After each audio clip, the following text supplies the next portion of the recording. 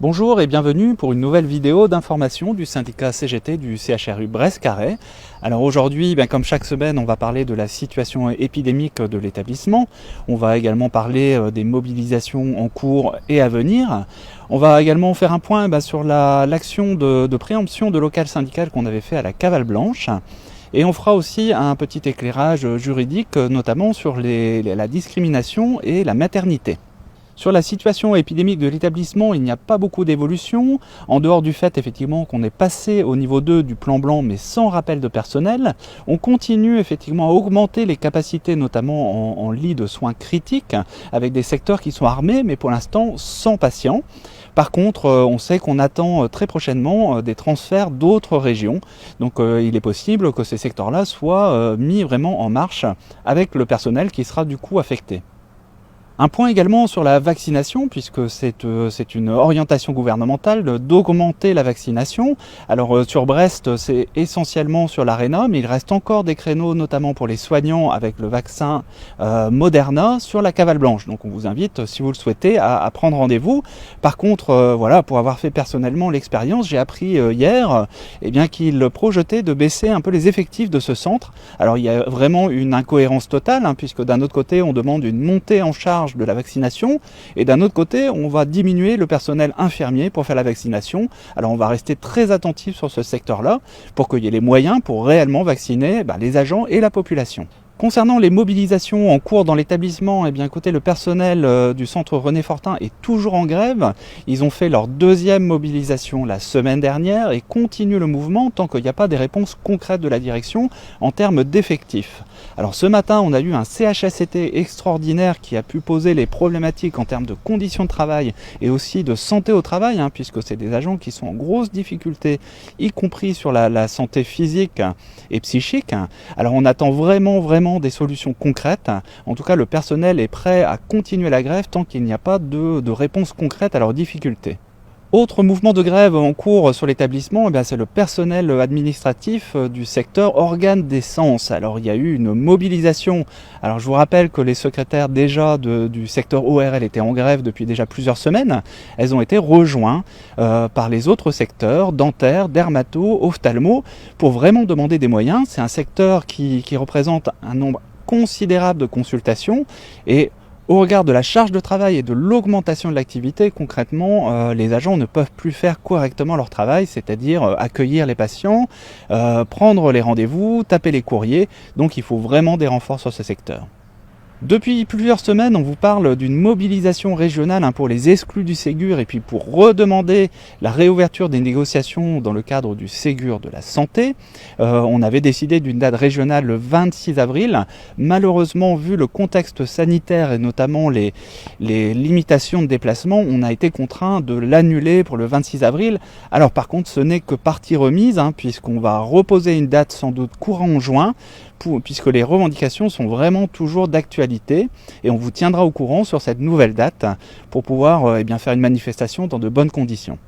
Concernant le Ségur de la santé, alors vous savez qu'il y a un comité de suivi en cours. La CGT n'est pas signataire de ce protocole qu'on juge insatisfaisant, donc on n'est pas forcément tenu au courant. Alors là, on a eu une annonce gouvernementale sur des revalorisations salariales.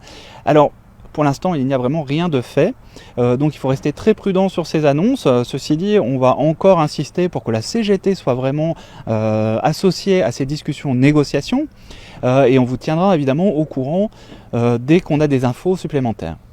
Les semaines précédentes, vous avez pu voir une action de la CGT et des représentants du personnel pour préempter des locaux au niveau de la Cavale Blanche pour sortir d'une situation invraisemblable, puisqu'on est dans un local complètement indigne. On avait donc préempté des locaux non occupés. Voilà les locaux que la CGT avait investis pour réaliser son activité syndicale pour que les élus puissent faire correctement leur travail, puisque je vous rappelle que les locaux qui nous ont été attribués sont réellement indignes, puisqu'ils font 12 mètres carrés, pour entre 5 et 8 représentants du personnel.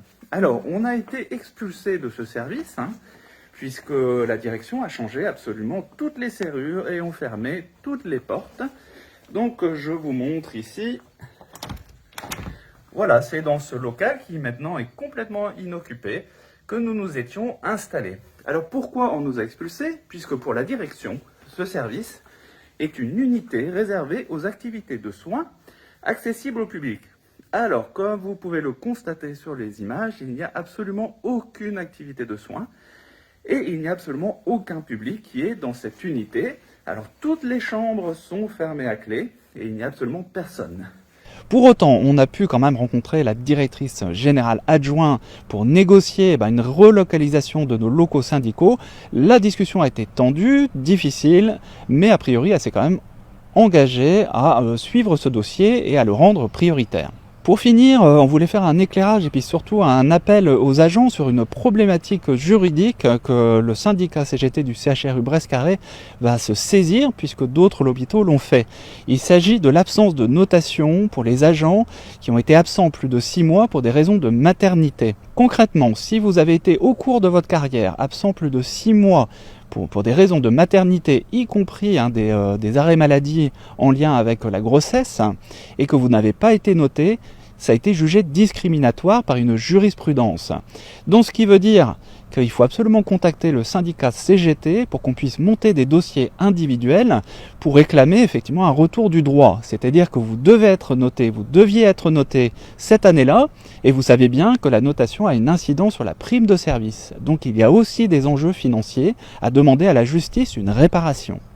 Le coup de gueule de la semaine concerne les bons d'essence donnés par Total au personnel hospitalier. Alors vous savez que ça fait plusieurs mois que la direction essaye de les distribuer aux agents. La majorité ont été effectivement attribués. Par contre, on a appris, c'était une information à confirmer, que les bons qui n'ont pas été distribués ont été donnés au service ambulance pour faire le plein des véhicules hospitaliers. Alors ça nous choque un petit peu quand même, puisque normalement c'était l'attention des personnels hospitaliers. On pense à la CGT que ces bons auraient pu être remis aux services sociaux, peut-être pour aider ponctuellement des agents en difficulté. Voilà, c'est tout pour cette semaine. Donc on vous donne évidemment rendez-vous la semaine prochaine pour une nouvelle vidéo. Et puis entre-temps, n'hésitez pas à nous contacter avec les coordonnées qui s'affichent à l'écran.